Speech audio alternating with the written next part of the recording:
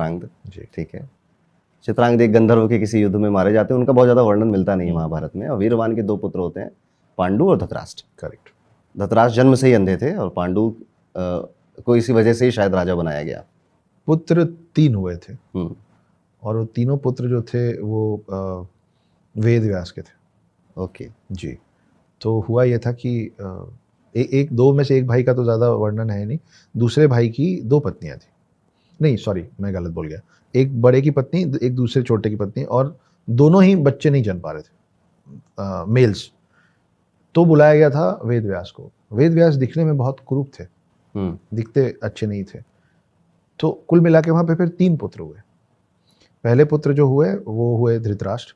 वो अंधे इसलिए पैदा हुए क्योंकि जब उनकी माँ का संभोग का वक्त आया तो वो क्योंकि इतने कुरूप दिखते थे तो उन्होंने आँख बंद कर लिया। क्योंकि उन्होंने आँख बंद कर लिया इसलिए उनका पुत्र जो था वो अंधा पैदा हुआ, वो धृतराष्ट्र बने। दूसरे पांडु थे, वो बहुत इनकम्प्लीट तरीके से ख़त्म हुआ, और जब तीसरी बार जाना था तो उन्होंने अपनी जगह पे दासी को भेज दिया, विदुर।